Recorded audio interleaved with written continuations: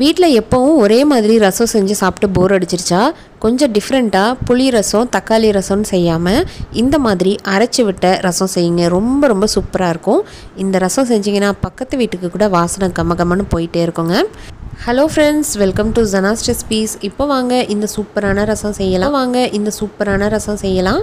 இதை செய்கிறதுக்கு ஃபஸ்ட்டு சில பொருட்களை வறுக்கணும். ஒரு கடாய் வச்சுக்கோங்க. அதில் 2 டேபிள் ஸ்பூன் அளவுக்கு துவரம் பருப்பு சேர்த்துக்கோங்க. பருப்பு ரசம்லாம் நம்ம செய்யும்போது பருப்பை வேக வச்சுட்டு செய்யணும். ஆனால் இந்த மாதிரி செய்யும்போது ரொம்ப ஈஸியாக இருக்கும். இப்போ 2 டேபிள் ஸ்பூன் துவரம் பருப்பை நல்லா கலர் செவக்க வறுத்துக்கலாம். இப்போ நல்லா வறுப்பட்டுருச்சு. இப்போ அடுத்ததாக இதில் 1 டேபிள் ஸ்பூன் ஜீரகம், கூடவே 1 டேபிள் ஸ்பூன் ஃபுல்லாக மிளகு சேர்த்துட்டு அதையும் நல்லா வறுத்துக்கலாம். மிளகு ஜீரகத்தை நம்ம சும்மா அரைச்சி போடாமல் இந்த மாதிரி வறுத்துட்டு போடுங்க. இப்போ அடுத்ததாக இதில் 1 டேபிள் ஸ்பூன் ஃபுல்லாக மல்லி விதை சேர்த்துக்கலாம். அதாவது தனியாக இருக்குது பாருங்கள், கொத்தமல்லி விதை, அதை சேர்த்துட்டு நல்லா ஒரு வாட்டி வதக்கி விட்டுக்கலாம். இப்போ எல்லாமே நல்லா கலர் செவந்து வதங்கி வந்துருச்சு, அதாவது வறுப்பட்டுருச்சு. இப்போ அடுத்ததாக இதில் ஒரு 5லேருந்து 6 சின்ன வெங்காயம் சேர்த்துக்கோங்க. சின்ன வெங்காயத்தையும் லைட்டாக ரோஸ்ட் பண்ணணும். இப்போ இது கூடவே ஒரே ஒரு வரமிளகாவும் சேர்த்துக்கோங்க, காரத்துக்கு தகுந்த மாதிரி. இப்போ இதெல்லாத்தையும் நல்லா வறுத்து எடுத்துக்கலாம்.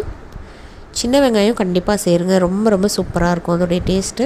இப்போ எல்லாம் வறுப்பட்டுருச்சு. இது நல்லா ஒரு 5 நிமிஷம் ஆற வச்சுட்டு மிக்ஸி ஜாரில் சேர்த்து தண்ணி ஊற்றி திக்கான பேஸ்ட்டாக அரைச்சி வச்சுக்கோங்க.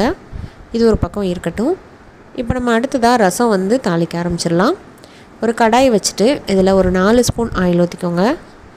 ஆயில் இப்போ நல்லா காஞ்சிருச்சு. இதில் 1 டீஸ்பூன் அளவுக்கு கடுகு உளுத்தம் பருப்பு போட்டு நல்லா பொரிய விட்டுக்கலாம்.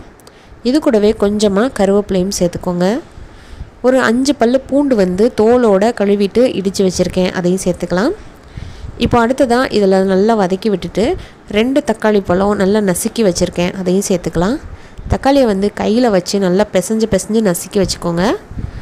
இதெல்லாம் வதக்கினதுக்கப்புறமா நம்ம அரைச்சி வச்சுருக்கோம் பாருங்கள் பேஸ்ட்டு, அதாவது ஃபஸ்ட்டு வறுத்தோம்ல அந்த பேஸ்ட்டை சேர்த்துட்டு நல்லா ஒரு வாட்டி மிக்ஸ் பண்ணி விட்டுக்கலாம். இதோடைய பச்சை ஸ்மெல் லைட்டாக போகட்டும். ஒரு 1 நிமிஷத்துக்கு மட்டும் லைட்டாக வதக்கிட்டு இப்போ புளி கரைச்சல் ஊற்றிக்கலாம். ஒரு சின்ன நெல்லிக்காய் சைஸில் புளி 2 டம்ளர் தண்ணி ஊற்றி கரைச்சி வச்சுருந்தேன், அதை சேர்த்தாச்சு. புளி சேர்த்த உடனே உப்பு சேர்த்துக்கோங்க. ரசத்துக்கு ஒரு 1 டீஸ்பூன் அளவுக்கு உப்பு சேர்த்துக்கலாம். இது கூடவே ஒரு 1/2 டீஸ்பூன் அளவுக்கு மஞ்சத்தூளும் சேர்த்துக்கோங்க. இப்போ நான் செய்கிற ரசம் பார்த்திங்கன்னா 4 பேர் தாராளமாக ஒரு வேளைக்கு சாப்பிடலாம். இப்போ மிக்ஸ் பண்ணி விட்டுட்டு ரசம் கொதிக்கக்கூடாதுங்க.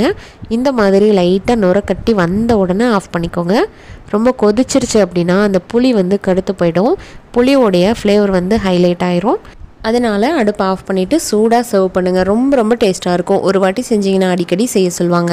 ஓகே ஃப்ரெண்ட்ஸ், இந்த வீடியோ பிடிச்சிருந்தால் லைக் பண்ணிவிட்டு ஷேர் பண்ணுங்கள். மறக்காமல் நம்ம சேனல் ஜனாஸ் ரெசிபியை ஃபாலோ பண்ணுங்கள். தேங்க்யூ, தேங்க்ஸ் ஃபார் வாட்சிங்.